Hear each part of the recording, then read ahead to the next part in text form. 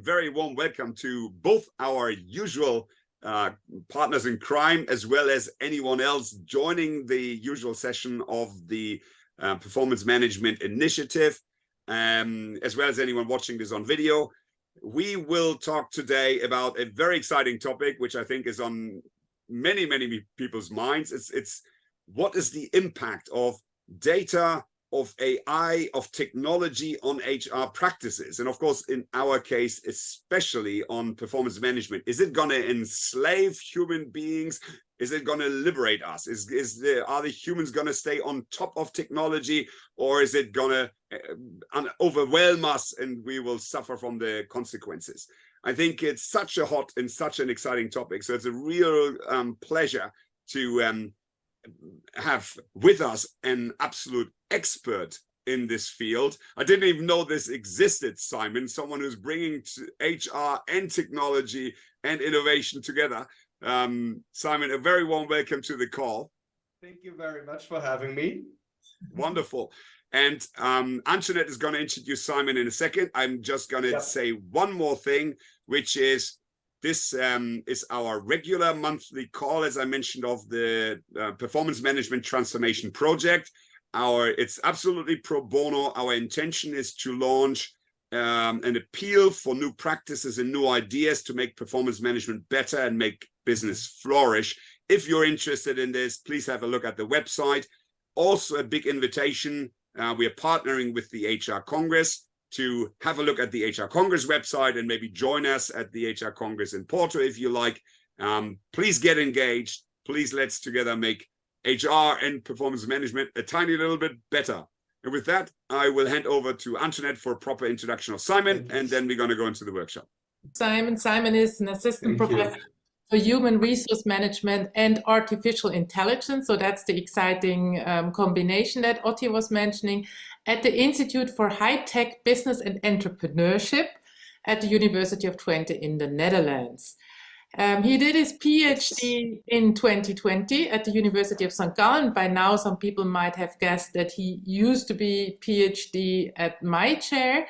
But I have to say that he has outgrown me in various ways. And above all, he is really extremely knowledgeable about this new tech context and what the social fabric. So he has looked at it from a trust research perspective. He has looked at it now also from what are the implications for ethics? How would we have to bring to leaders more ethical literacy? So there's a lot of very interesting stuff going on in his research. And I also have to tell you a lot of frightening stuff. In that sense, I would like to give, and he has won many prizes. I should have said that as well. So I mean, the other thing. But in that sense, I would like to give Simon the floor. Thank you. To take us on a journey. Thank you very much, Antoinette, for this very warm welcome. Thank you also, Otti, for inviting me and hosting me for this last hour of the call. I will make a very humble contribution to answering this grand question you have set out for the series as reinventing performance management, and may basically contribute a little bit to what it means and also what it takes to reinvent performance management in the era of artificial intelligence and datafication. That said, my aim is to spark this conversation with a view to smart technology deployment in the workplace. And as my next slide, hopefully it works, will illustrate, yes, it does, the punchline I'll substantiate throughout my talk is that digital gains require analog wisdom. What does this mean?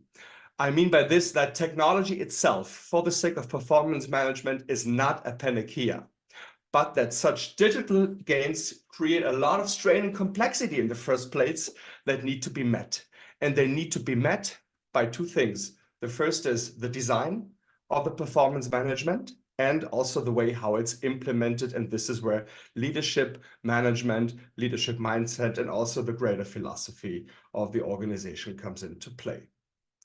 My argument is that it has to be met with the analog wisdom, which is kind of back to the roots, back to the return, back to the fundamentals of managing performance, the neglect of which becomes more and more, let's say, quote unquote, criminal the further technology progresses. What I mean, we'll see in a second. To kind of walk you through this tiny little mini agenda I created, I want to begin by laying the foundations. I want to lay the foundations of what I mean when I talk about performance management and managing performance that basically, yeah, has its origins in the very beginnings of, let's say, Henry Fayol or Taylor, and then as briefly sketch also the advent of technology, let's say 30 years ago, 35 years ago, that has been labeled in research as electronic performance monitoring. And as you can see here already from the labeling, with this view to the advent of rather not smart technology, it strains performance management. And it strains performance management in a way that it highlights one particular aspect of performance management, that is the monitoring aspect. That's the scrutinization, the scrutiny of how work has been accomplished and is accomplished to meet the desired goals. And then finally, in step number 3, we'll touch upon the datafication-based performance management. This is basically touching on all these fancy, fearful, frightening examples we read in the newspapers. This is where the big brother comes into play. This is where the translation or the numeric translation of every fiber of the employee comes into play, that we all kind of have a whatever intuitive discomfort with, I would say. But let me start with the analog performance management. And this is what scientists always love to do, is define the things they talk about.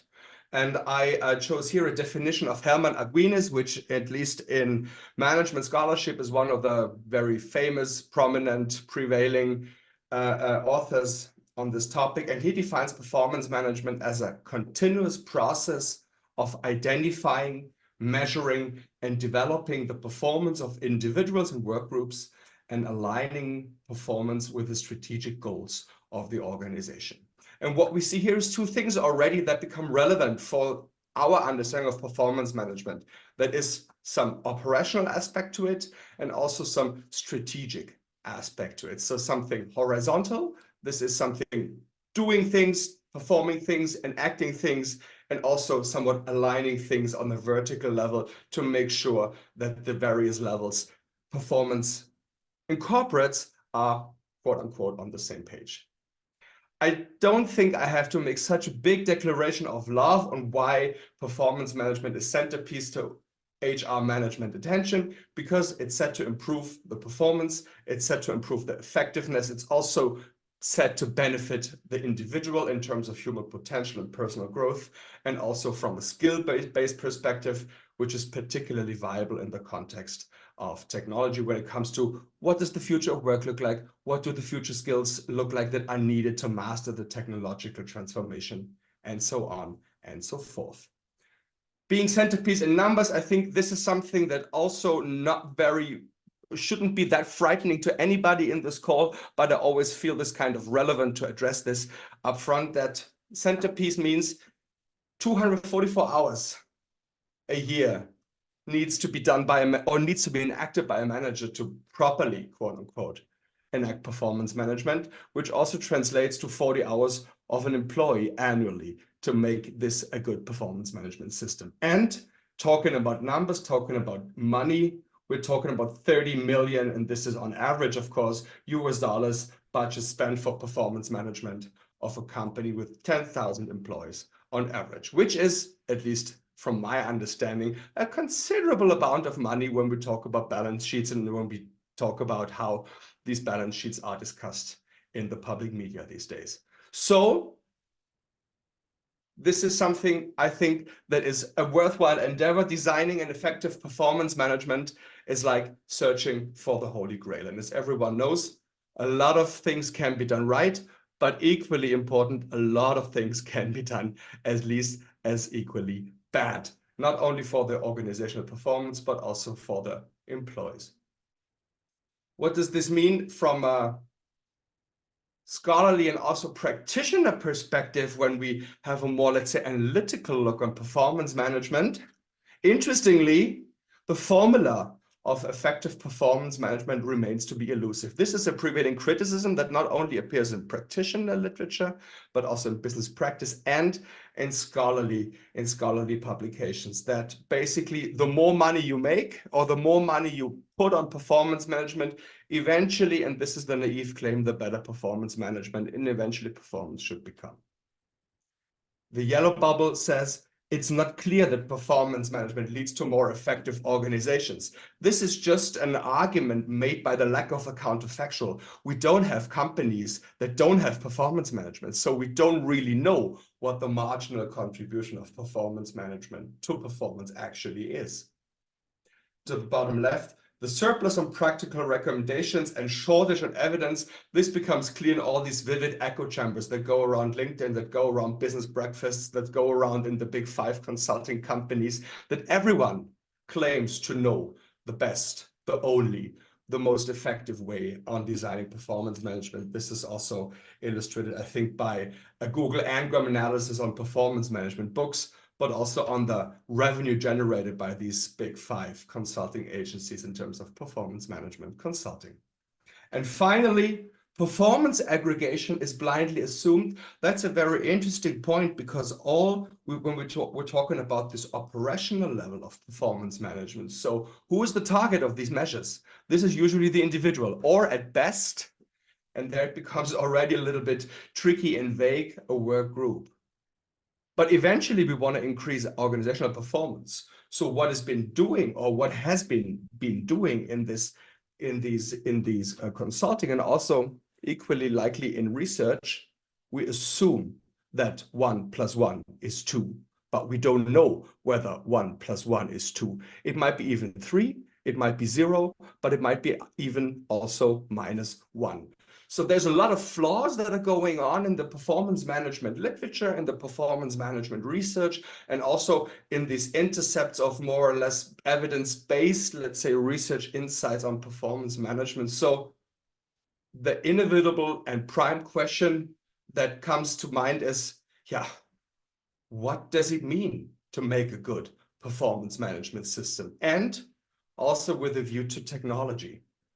And when we look in the best tradition of evidence-based management, there's 2 things that stand out that prove to be effective for effectively designing such performance management systems. And that is if they are horizontally fitting and if they are vertically fitting. And already from the definition, I think 2 slides before, we could get an intuitive grasp on what this means. So horizontally fitting means nothing else than we need to adopt a holistic view on performance management. That is, that various practices, various HR practices enacted to manage performance, they somewhat need to fit to each other. They somewhat need to align with each other. They somewhat go and work in the same direction. And vertical fit means nothing else that performance management systems are configurational. That means that the practices employed convey the same message, signal the exact same story, translate and transport the strategic vision the organization is conveying, the organization is striving towards, and that there's nothing that backfires, nothing that goes a little bit left, a little bit more to the right, or even is completely at odds. Let's have a look at this more closely. What do we mean by horizontal fit? As I said, it implies the system nature of performance management, and that these practices simultaneously performed and depend on each other in their design and in their execution. As I said, it's the ecosystem perspective on these practices, that they mutually reinforce each other in the ideal. Of course, we're talking here about ideal, where practical systems need to be evaluated against, but that's the ideal vision that, for instance, measures taken in terms of goal setting, in terms of the agreement between the supervisor and the employee, which is here labeled performance execution, align, that the way how performance is monitored and assessed kind of aligned with what is set in the goals, that the performance review then basically stimulates a learning that adds on and benefits the goal setting again, and also that rewarding and recontracting kind of is in line with that thing. And I think you guys have discussed a lot of examples where these things don't really fit, don't really horizontally align. For instance, if we talk about, goal setting, we want to have high-performing teams, we want to have knowledge sharing, we want to have mutual trust as the one outstanding strategic goal, but then still pay individually based performance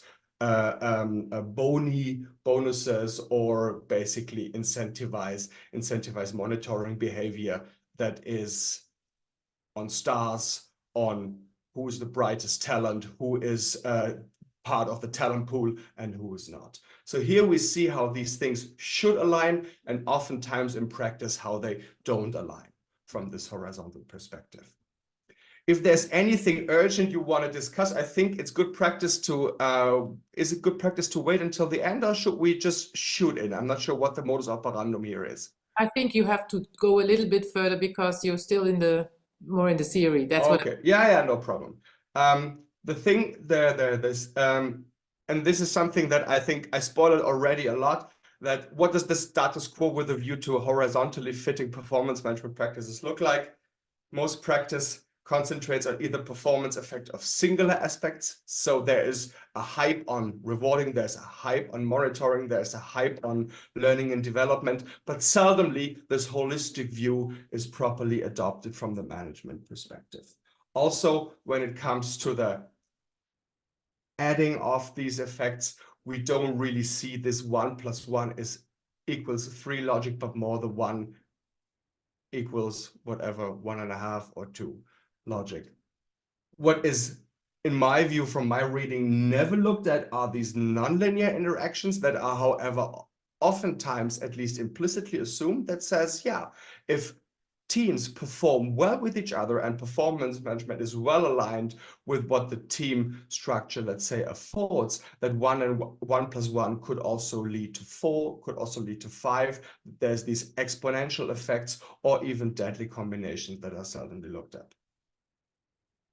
Criticizing our own profession is the exact same thing. We find the exact same in research as well, that there's a high interest in performance effect of performance appraisal systems, of performance or pay for performance strategies, but seldomly this what I've just showed on the previous slide, basically this chain as a holistic view is seldomly looked at, seldomly evaluated. Let's quickly move on to the vertical fit then, before we come now to the impact of technology. What does vertical fit mean? This, as I said, means justifies the right to exist. This is basically, what is the information conveyed? What is the reason for performance management to be enacted? Why do we do things the way we do them? So vertical fit means that these horizontally fitting practices as well are in line with the overall system, with the strategic purpose and the organizational context. I here in the title put into brackets subset-superset relationships, because this is something I find really important, that the performance management in its entirety, as visualized in this pink picture, is a full set of the overall strategic context.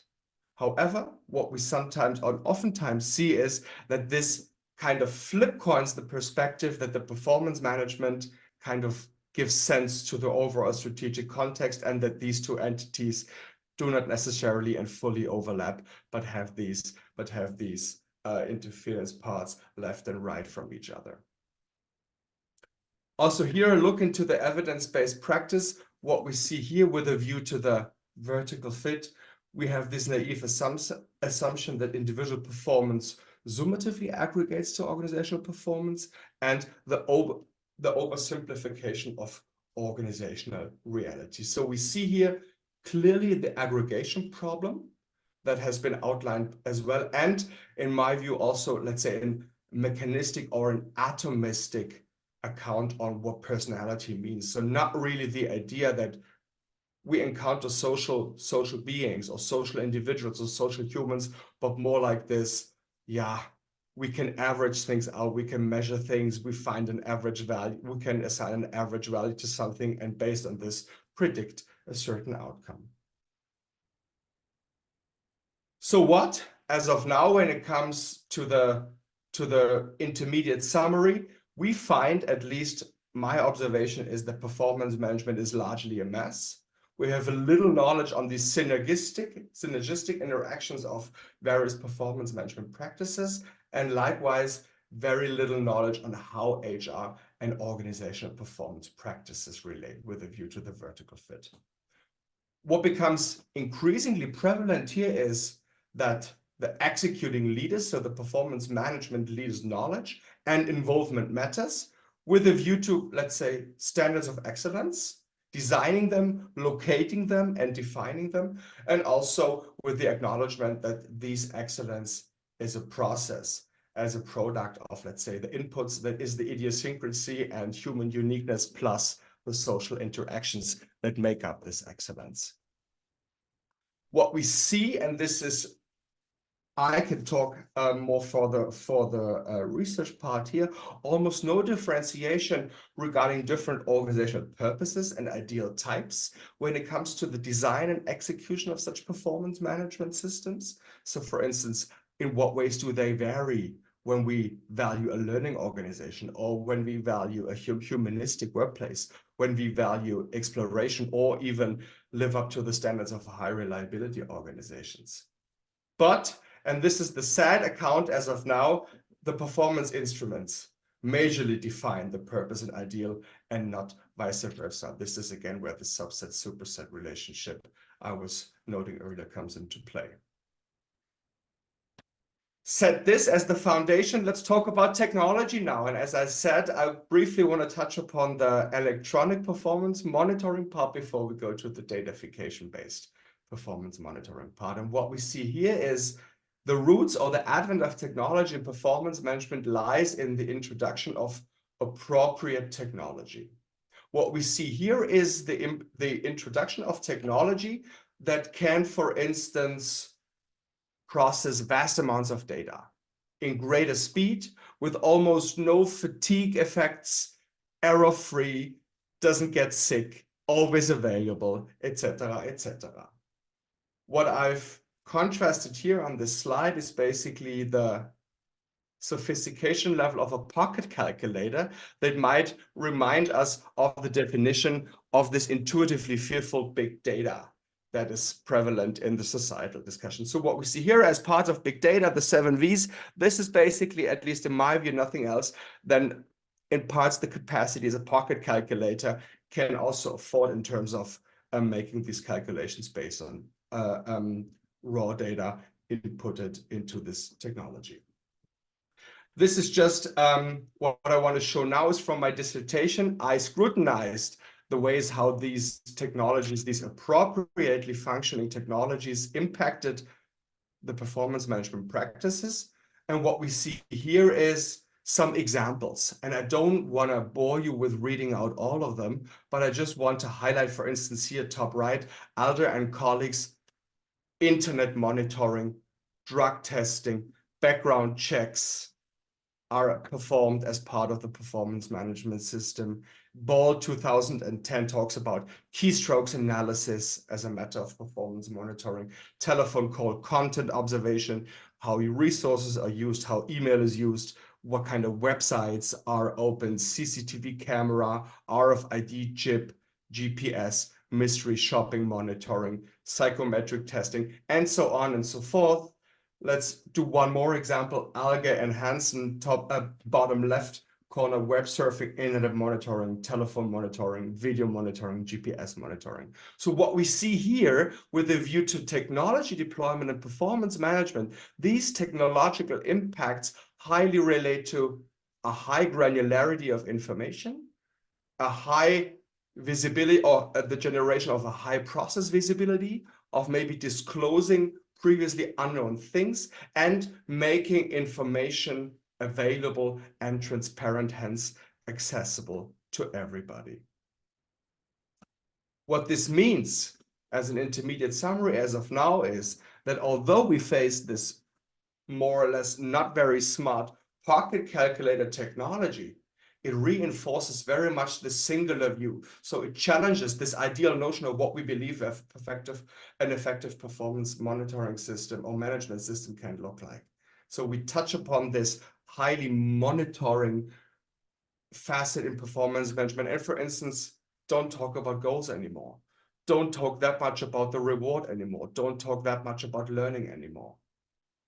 The exact same holds for the reinforcement of reverse causality logic, which challenges the vertical fit. What do I mean by this? This is why I put this picture on the slide, which is the captain of Köpenick and his critique on Prussian bureaucracy. That's basically the means defines the purpose, and not the purpose defines the means. This is basically here illustrated. And this is what we see in the literature if we systematically screen it, that individual performance increases only in piecework contexts, but decreases in creative and complex work context settings at the cost of strain, anxiety, and fairness. That means basically nothing else that the work itself alters and changes in a way so it fits the standard and process of monitoring, and not vice versa, that we deploy technology in a way that fits the purpose of work and the purpose of the eventual organization. It assumes a utilitarian employer-employee relationship. That means that basically there is this exchange of goods relationship between muscle, work, and money. And finally, and this is what we see when we talk about moderation effects, managers are basically treated as reactive entities, so they are not put in the position of active shapers, of making this a good thing, making this a purposeful thing, but just as a matter of mitigating the negative effects, or at best canceling the negative effects out so they don't do harm anymore. This is what we see as the intermediate summary. For the third part, and I think this is now where the intuitive discomfort of some people might come into place when we talk about datafication technologies as the novel step towards this intelligent aspect of performance management systems. Driven by the idea that data has a better idea and that this idea is superior to human intuition, smart technology is deployed in the workplace as a means to translate all elements of the social and organizational life of employees into numerical data, and to use them for the sake of making performance management better, increasing overall organizational performance. Not to let this sit on the very abstract definition level, I also want to provide some examples here what we mean by datafication technology. For instance, this Apple Watch picture should illustrate one form of application that is, for instance, called Happy Metrics. A colleague of ours from St. Gallen, who is also teaching and researching at MIT in Massachusetts, has developed such a technology that basically the Apple Watch can measure and infer how well a person relates with the overall team. For instance, based on voice tonality, based on heart rate, based on hand sweat, based on body temperature, etc., etc. And then, and this is the next level of why we call this smart technology, also send push notifications to other team members saying, hey, pay attention, Antoinette is having a humble mood right now, Otti has more an arousal state right now, so treat them in a different way so that the team still performs, quote unquote, in the best way possible. The same goes, I'm skipping now a little bit, with these people stretching their fists into each other. This happens in Amazon warehouses in Italy, that stock warehouse workers need to wear these wristbands, that they measure how fast they work, how fast they walk, how often do they do breaks, and then, for instance, start vibrating in case that these workers don't meet the time per parcel ratio or don't meet the standard velocity of walking through a warehouse, for instance. And here, the intuitive discomfort, if not already evoked too greatly, comes along, that these wristbands also learn, for instance, if everyone walks very fast because of, let's say, being afraid of the threshold, of course, gets higher. So the likelihood of that this thing starts vibrating is pretty high compared to if everyone would collectively, let's say, game or fake this wristband. I think the rest of the examples are kind of clear. Down left here, we see, for instance, smart office buildings in the middle, where, for instance, productivity is assessed via room temperature. So basically, the higher the room temperature in a shared office, the better people behave, the better people perform, the better people share knowledge, the better people, I have no idea, whatever they infer from this. You can see, you can optimize room allocation, office allocation, so that office chairs register if somebody's sitting on them. And finally, and I think this is something that everyone knows from Uber, that algorithms can also reward and punish workers just by the sake of when they don't meet a threshold, they just get withdrawn from the performance process itself, and they're off for a certain amount of time before they get allowed to be assigned to novel rights and routes. That said, this technology we were just talking about anecdotally from these examples is not only appropriate, so it can not only process all the exact same functionalities we have talked before, but it's also foresighted. That means it develops by its use and refines its capabilities by increasing use. And appropriateness and foresightedness manifests in these three red or pink bubbles. From the view of the employees, that is opaqueness. We don't really know how these things come along. We don't really know how the performance monitoring comes along. We don't really know how the analysis comes along. We don't even know how these adjustments that I would consider to be part of the goal setting come along. And we don't even know on what basis Uber drivers get withdrawn from the ride assignment process. Function creep is something that we know the full spectrum of functionality only once applied. So we cannot foresee all eventualities on the drawing board that might have been possible, if at all, in the analog world. And finally, prescriptive capabilities. I think this is nothing new to anybody here, is the automation potential. That's basically the ongoing disintermediation of the human being from the performance management process. How this can look in practice is what I've tried to illustrate here with these tables for performance measuring, for performance evaluation, and for performance feedback. I quickly want to walk you through, and of course the slides will be shared afterwards so you can have a deeper look in case you're interested here. For performance measuring, datafication means that technology is used to translate the entirety and the uniqueness of employees into quantifiable data. That means that also personality traits come into play. We know from people who got kind of badly evaluated in terms of their performance because of social media behavior, let's say. And the new thing here is that this also includes social and highly personal aspects of life, so that it's also included how nice you are with your colleagues, for instance, or how proper you exhibit company behavior that has been only subject to human perception in previous times, let's say. I think from a functioning perspective, we see here a great emphasis on the opaqueness aspect and the function creep aspect, and applications such as Time Doctor, Hubstaff, StarMind, which is widely used in Switzerland, or the route optimization program of UPS, which is called Orion, salient manifestations of this performance, datafication-based performance measuring applications.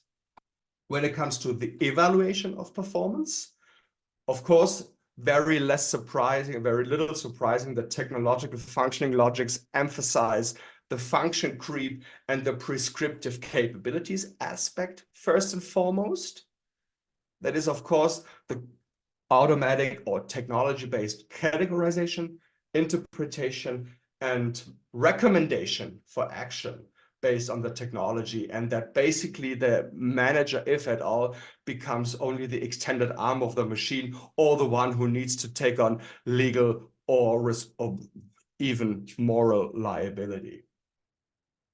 And of course, from this managerial or executing leaders perspective, the more sophisticated such technology gets, the more or less strongly it predetermines the human decision-making discretion when it comes to what is good behavior, what is good performance, what is a desired work outcome, what is worth rewarding, what is worth developing, what is worth incentivizing.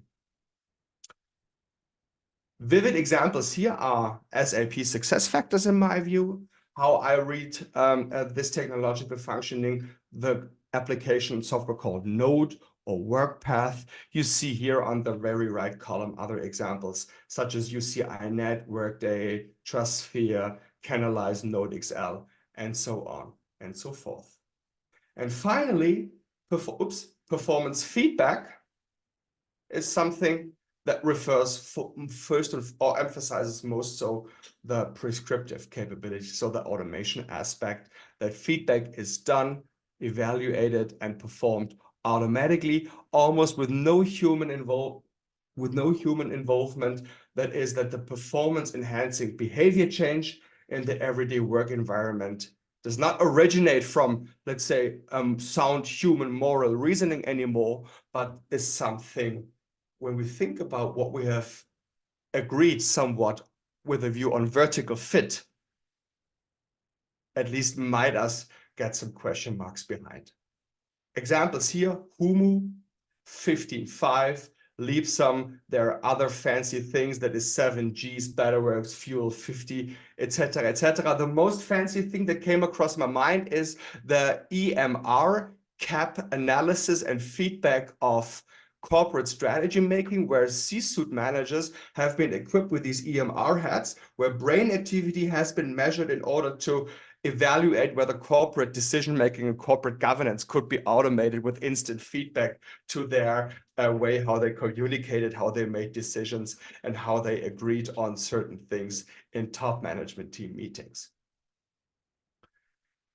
Also, to come here to a conclusion with a view to this datafication-based performance management, I think one thing is pretty clear, and this has been part also of my dissertation, but also of the collaboration with Antoinette and many more colleagues, that the sheer quantity of possible horizontally fitting performance management configurations explodes.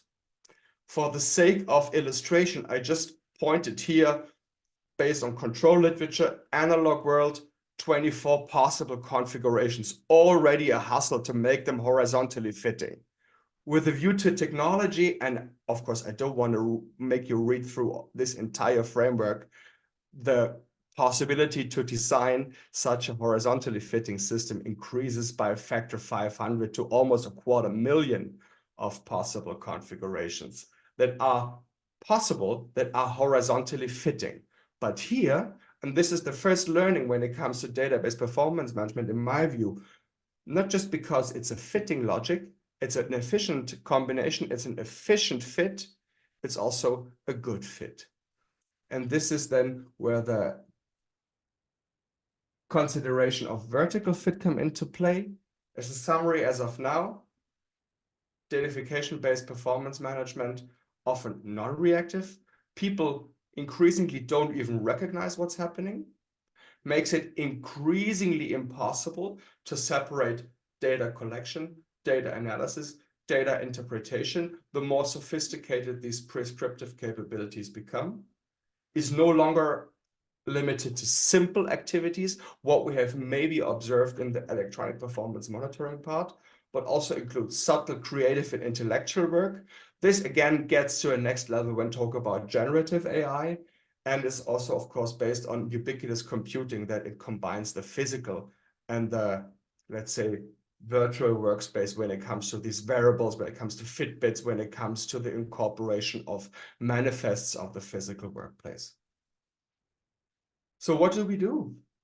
What do we do? And this is the last 2 or 3 observations I want to share before we enter the discussion, that with a view to horizontal fit, datafication-based performance monitoring a priori and safeguarding due to the blurring of performance management practices. So the fact that datafication technologies are in place blurs this kind of sequence of what we mean by these discretionary operational practices.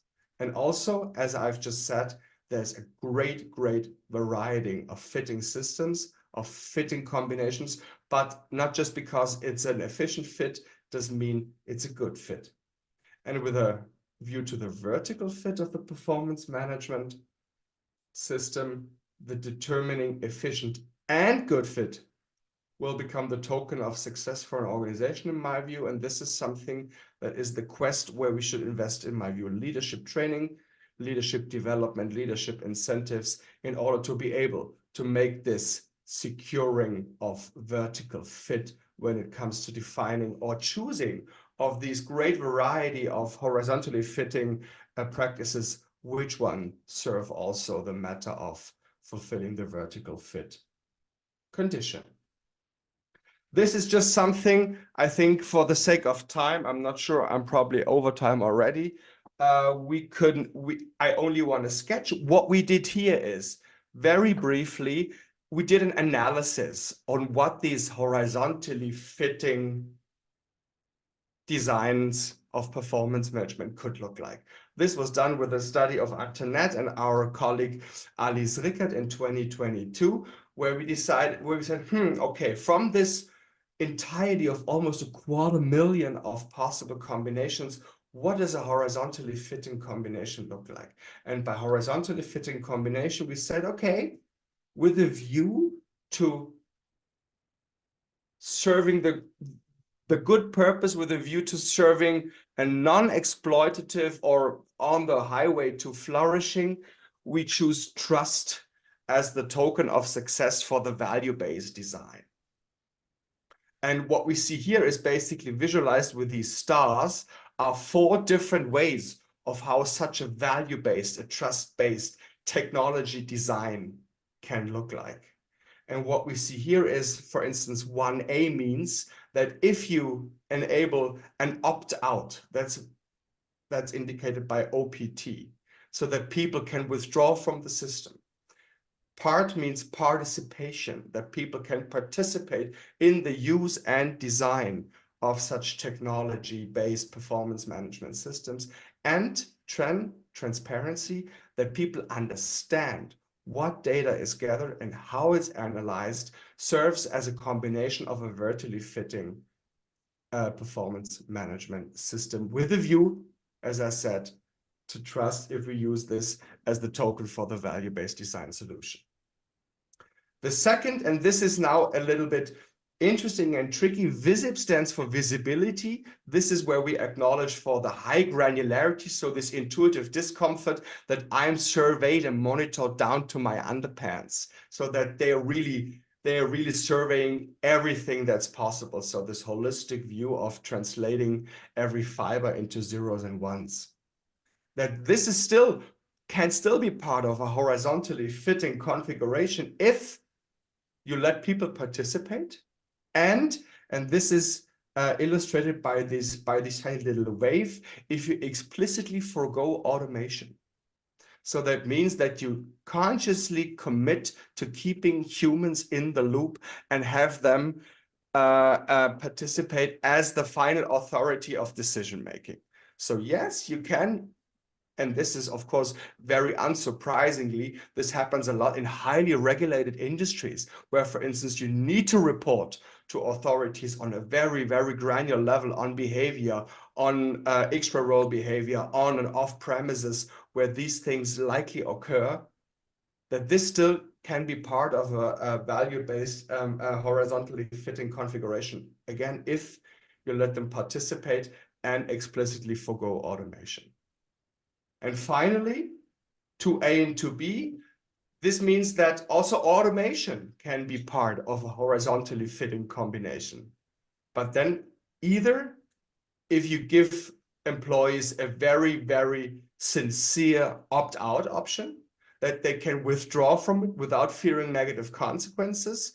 And interestingly, to B, companies who realize that this is very unlikely happening just because of the dependency relationships and the employment contract and unequal power and dependency structures, you need to go a very, very great effort and great offensive in explaining things, how and why they happen, and also justify the benefit functions for both parties involved. This is basically, again, summarized in these two below statements. And talking about, and this is one of the last slides, about this vertical fit. What role does now the leader play? This is the grand question we were asking, and we were also, I was also setting out as the punchline of the talk. So yeah, what do we do? How can we realize these digital gains? What does this mean for the leader? And what does this mean for the integration of these horizontally fitting configurations in the greater context, or in the context of the greater good?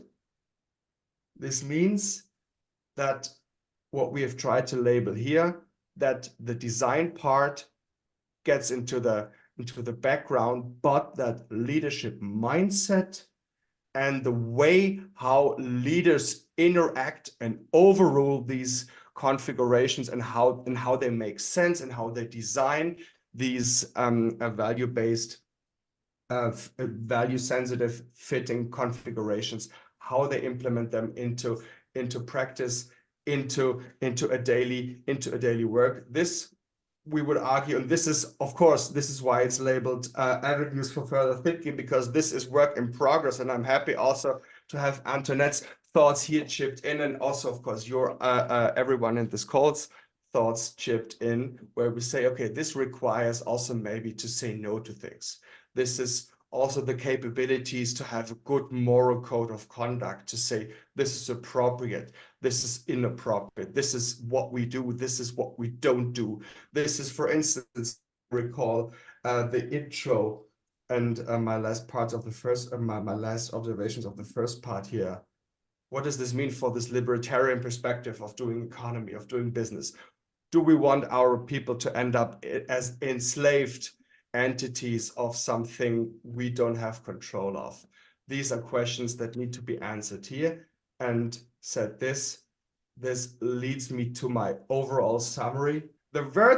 Securing the vertical fit, that's what the most challenging and promising task for executing leaders will be at the same time, because it's a matter of choosing from a great variety of already horizontally fitting configurations and fitting combinations, but not everyone and not everything is equally serving the good cause and the good purpose. So said this brings me to the very last slide that I want to show here as the overall summary, which is, with a view to vertical fit and horizontal fit, managing performance becomes more complex and delicate at the same time, because there's a great variety to choose, but at the same time, this variety also enables a lot of things to happen that shouldn't happen. Let's be very gentle in wording here.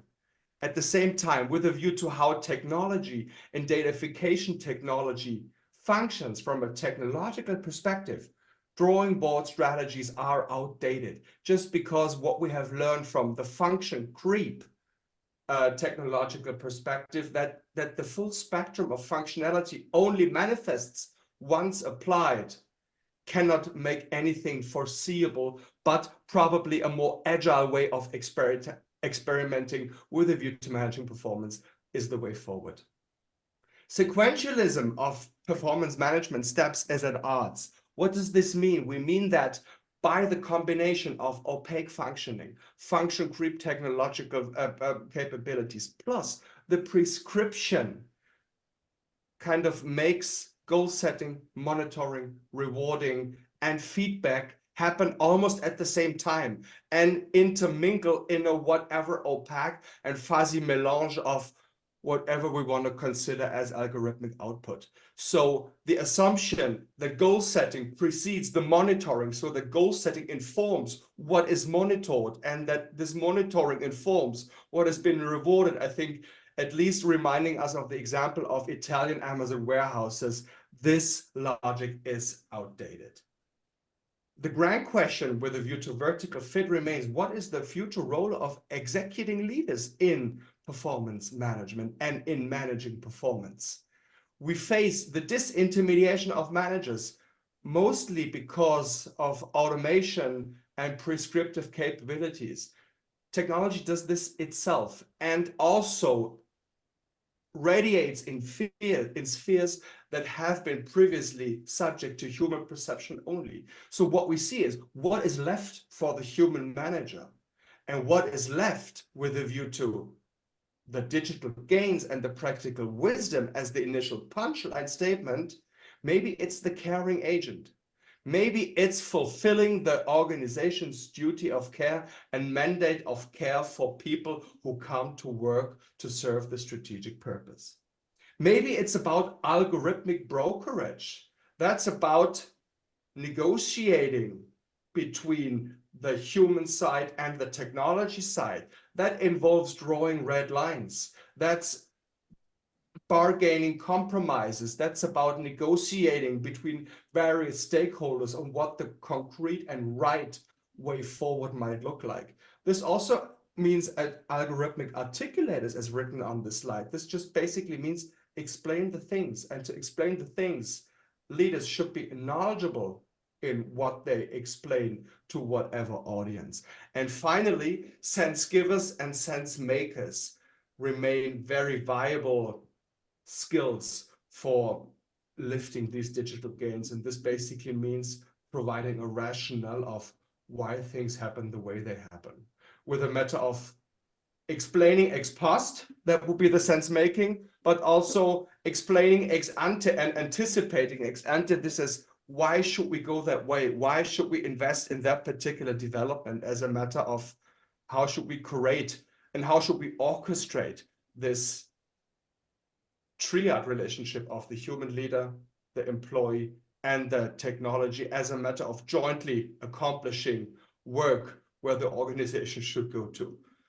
And then maybe the three last bullet points are a little bit more philosophical and go beyond what we just heard in the talk, that is, who manages whom, with a view to intermediation of technology, algo opacity, that nobody really understands how algorithmic learning functions, how generative AI evolves and self-reinforces. If managers are set to justify a decision that they have no idea how this decision came along, the inevitably question raises, who controls whom? Who manages whom? Is it that the algorithm dictates what the manager has to do, or is it still the manager who, de jure, at least, has the discretionary power of being responsible and liable for a decision?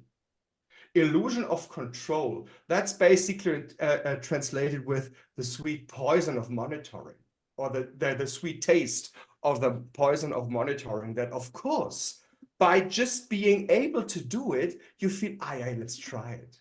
Let's do it. Let's screen the faces in a Zoom call. Let's see how upright people sit in home offices via their webcams to delineate corporate health programs. Let's use their Apple Watches to not only see how well they fit into a team, but also how healthy they are, and maybe how likely they will become subject to whatever health compensation programs the company has to pay a lot of money for. And finally, and this is a very philosophical point for contemporary organizations, when it comes to crowd work or when it comes to algo work, we see this a lot, these shifting and power relationships where technology kind of appears as the second boss, where, for instance, click workers or those poor people who need to label fraud pictures on Facebook or on other social media activities, they are confronted with a human leader, and they're confronted with an algorithmic leader, with a technology where they become recipients of two directives that not necessarily coincide and go into the same direction, but they can contradict each other. And then the question is what to do. They can reinforce each other against the employees, saying, okay, are these two leaders now making common thing against me? Or is it that I just don't know what to do because I'm completely lost in transition between whatever the algorithmic and the human leader wants me to do? and said this as the very last point. The grand question still prevails that we could not, of course, answer, but maybe shed a little bit light on what is actually that we mean when we talk about performance in the age of datafication. What is it that qualifies us as high performers, as good performers, as opposed to low performers? And with that said, I want to close with the initial punchline, and I add this beautiful Mr. here on the upright corner, which is of course Immanuel Kant. And I always use this when it comes to the punchline in my bachelor master classes that says, just don't be a jerk. Then you have done a lot more right than being a jerk. And that said, thank you very much for your attention, and I'm very much looking forward to the discussion. Thank you very much. Wonderful, Simon. Thank you very much. And I would say a visual hand of applause for Simon. I mean, I can only say that since you started the datafication section, my Apple Watch monitor has been firing out messages to everybody who knows me. And I think in some way, you've answered the question. I mean, is technology going to enslave us? I think the answer certainly seems to be, based on what you say, yes, some of us. Maybe not everybody, but I see a big risk for certain parts of the staff that they will find themselves exposed to technology they will not be in a position to resist, which will have an ever greater impact on them. Simon, I want to kind of challenge you with a final word that takes some of the desperation that you've caused in Mark away. So maybe what's the positive sounding closure remark that you can share in terms of any thoughts that you have on mitigating the risk that we see, but maybe also what is your advice to people out there following us, watching us, in regards to making the best of the technologies that they will be undoubtedly facing in the years to come? Oh, wow, that's a very grand question. I'd say, first of all, the rosy benefit is to return to what makes us different from animals. And that's basically the unique human capabilities that we should invest and train and further develop. And this has nothing to do with a spot of technology deployment, who is the brightest, shiniest, whatever, but this is a matter of who is able to fulfill the duty of care that makes us distinct from a market as an organization. So basically, back to the roots. Let us turn the beauty of humanity into the business again and abolish the ugly word HR business partner finally. Very good. With that, so HR performance management, use technology to become beautiful again, humane again, make your businesses flourish. I think I need to pay something to Simon for having gone back to the party line on these calls. Thank you everybody for joining. It was a great pleasure as always. Thank you for having me. And if you're interested in the project, thank you, Simon. Thank you, Artie, Antoinette, and everybody. It was a really good session.